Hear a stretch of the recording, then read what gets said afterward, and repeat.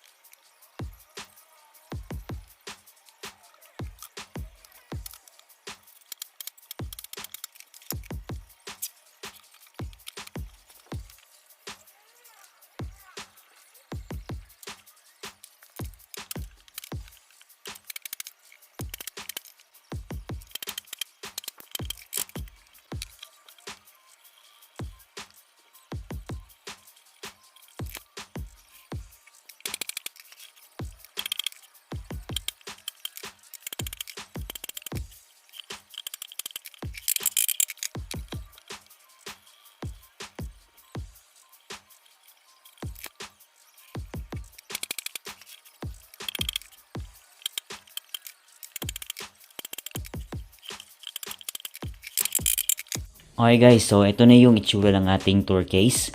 Bali, ito, kaka-cover pa natin yan dyan. And after natin na ma-cover yan siya dyan guys, is hahatiin natin to sa gitna. Ayan, dito.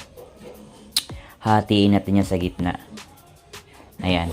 So, kesa sa gagawa pa tayo ng tatapos tayo ng kahoy dito, tatapos tayo ng kahoy. So, if formahin muna natin ng box talaga guys. And then, hatiin na natin sa dyan sa gitna. Okay, para ano siya guys, uniform. Tsaka ano talaga guys, kung ano yung alam niyo, parang tongue and groove yung magiging mangyari sa ating box. So ayun, cover na natin to, pero i-fit muna natin yung ating mixer kung fit na fit ba. Alright, ayan guys, so fit natin yung mixer dyan kung kakasya ba.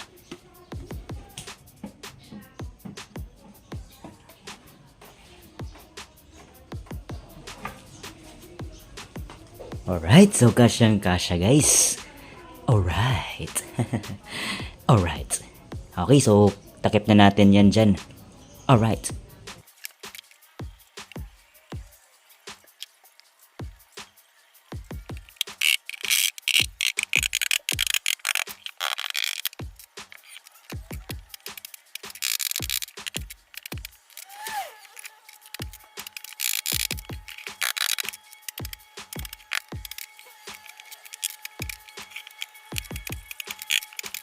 And guys, so buo na nga ito ang ating tour case sa ating mixer. Ayan.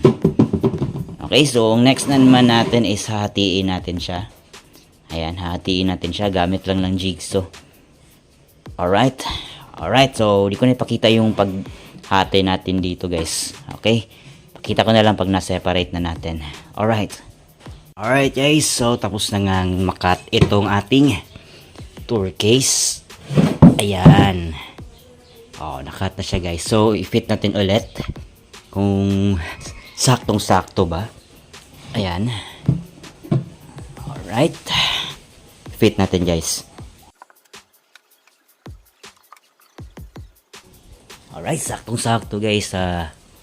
Fit na fit naman yung ating ginawang tour case. Alright. Alright. Okay guys, so since buo na nga, ito ang ating tour case para sa ating mixer.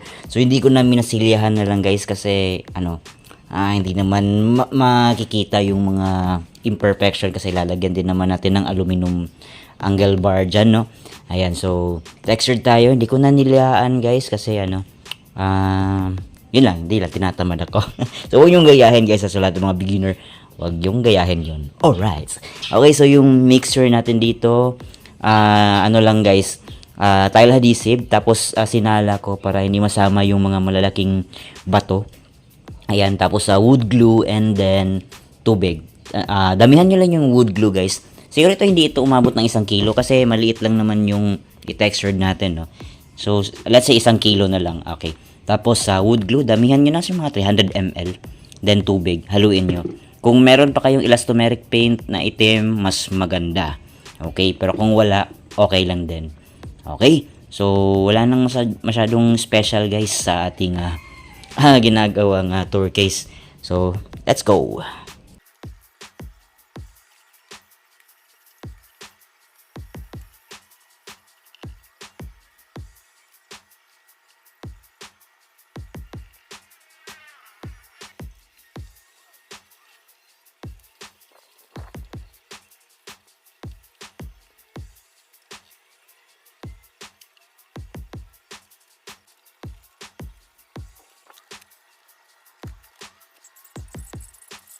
Alright guys, so ito na yung itsura ng ating textured paint. So, ayun guys, don't worry guys yung mga nandito, hindi natin sinama. So, don't worry guys kasi matatabunan din naman yan ng angle bar. So, hindi na makikita. So, yung importante lang talaga dito guys is yung makikita or yung ma-expose talaga. And the same time, hindi ko nga pinalabas talaga yung textured. Yung tama lang, ang importante lang naman sa akin is malapatan siya ng textured and the same time matap coat siya na para mas matibay na din. Ayan.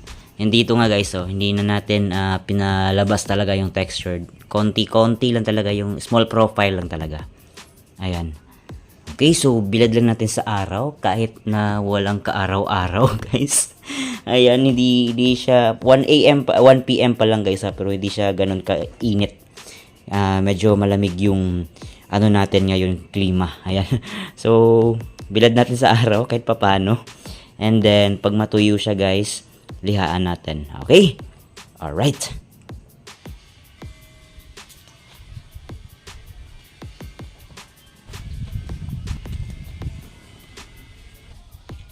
Ayan guys, pero ang problema natin, hindi siya matatamaan ng init guys. So, lipat na lang natin siya dun.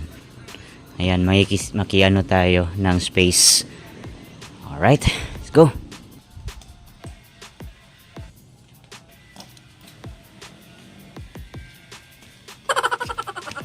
Alright guys, so gabi na. At saka tuyong-tuyo na yung textured painting natin. At the same time, nilihaan ko na siya guys.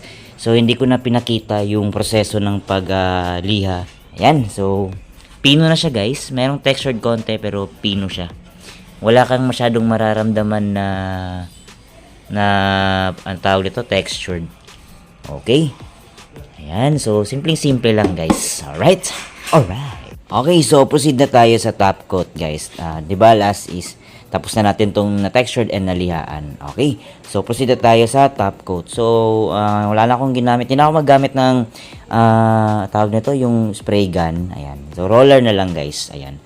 So, yung gamit lang natin dito is ito, quick drying enamel na Boysen, kulay black, then paint thinner. Okay? And then roller lang siya guys. Ayan. So, rekta na tayo dito. Okay, wala nang masyadong cheche bureche. Okay, so let's go.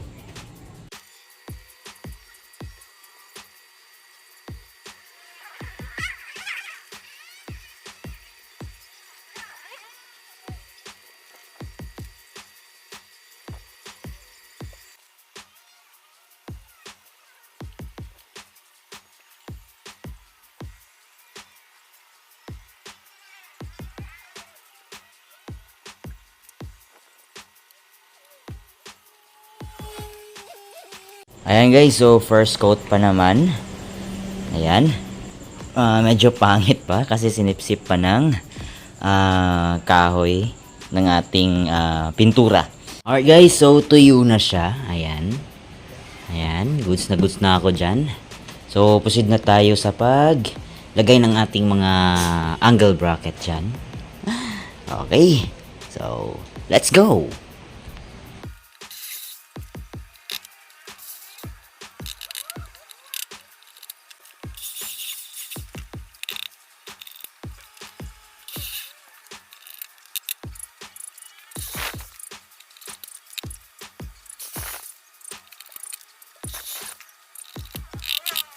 Alright guys, so yan yung itsura niya. So tapusin ko lang yung lahat ng outside guys. And proceed na tayo sa dito sa kabila. So mamaya ko na lang pakita lahat guys yung dito sa corner ball at saka sa angle bar. Ayan. So, okay. Alright, para hindi umaba yung video natin. Let's go! Okay, so na lagyan na natin yung lahat ng kwadrado. So sa loob naman guys. Okay, so wala pang pintura yung sa loob kasi di naman kailangan. Lalagyan din natin ng foam kasi yun guys, no? Okay, so baliktarin lang natin. Okay guys, so pinturahan lang natin yung parang ending or yung outline ng ating kahoy. Kasi 18mm kasi yan. Tapos dapat 10mm lang, no? Pero wala kasi ako ibang marine board. So retaso lang yan. So ginamit ko na lang kaya yun, makapal yung kahoy na yan.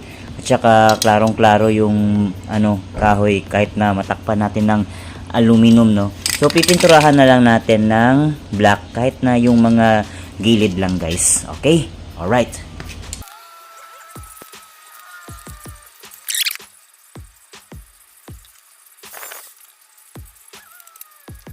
Guys, medyo madilim na. Hindi na klaro sa video. So tapusin ko lang to lahat guys. Pakita ko na lang yung sa corner ball na lang tayo. Skip ko na lang yung part dyan kasi matatagalan. So pakita ko na lang yung next clip is sa corner ball at saka sa yung guard dyan. Okay, kasi madilim na guys.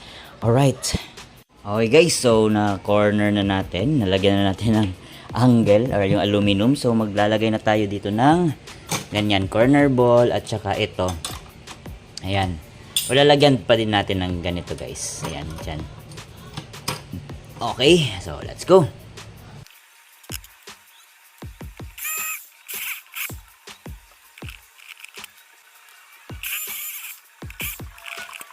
Ayan guys, so tapos na siya. So next yung corner ball naman. Eto, lagay natin dito. Ganyan. Alright. Alright.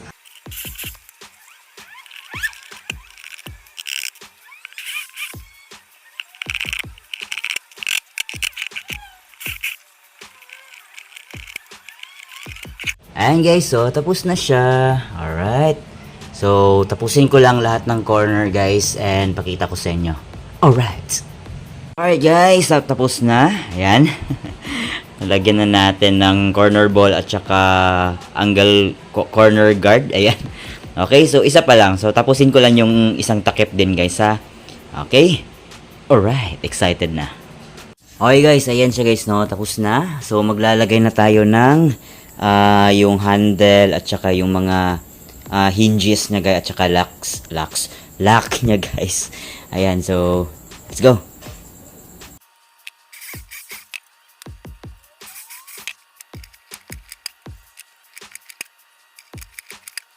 Okay guys, next naman is itong lock. Alright. Alright.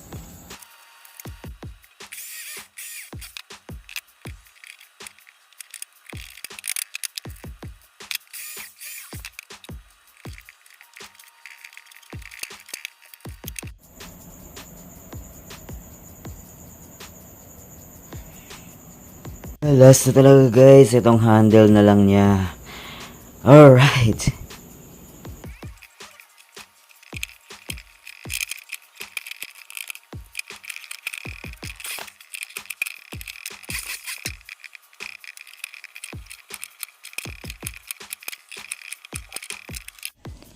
Alright guys, at ito nga natapos na nga natin, no, ang ating paggawa ng ating tour case para sa ating mixer. Ayan, so ito lang yung ginamit kong foam guys. Yung acoustic foam ko. May sobra kasi tayo, so yan lang yung ginamit natin. At least nagamit natin yung mga existing natin na mga mga ano guys no, accessories at saka mga gamit para lang hindi para makatipid tayo guys, hindi na tayo gagastos pa ng malaki. Ayan, so gusto ko sana yung parang egg tray pero pa round. Medyo mahal kasi to guys, kaya eto may sobra naman ako. Ayan pa nga yung isa eh. So ginamit na lang natin. At saka malambot din naman. Alright. So yung ginamit pala natin dito guys, so 6mm dito na foam. Tapos dito is medyo makapal, parang ganito. Ayan. Tapos dito guys, naglagay lang ako ng space para at least mapasok natin yung kamay natin para makuha natin yung mixer, no? Ayan. So, pakita ko sa inyo guys kung ano yung nasa lapag ng ating mixer. Ayan guys. So, parang speaker carpet ata yan. Eto guys, oh. Eto yung materials niya. Ayan. Diba? So, naglagay lang tayo ng space dito para mapasok natin yung kamay natin at mahatak natin yung mixer. So, hindi naman siya gano'ng kagandahan guys. Hindi naman din ako maselan. Ang importante, magawan lang natin ng bahay yung ating mixer. Ayan, medyo basa pa yung rugby guys. Ayan, so pakita ko sa inyo guys yung paano natin to isarado. Alright.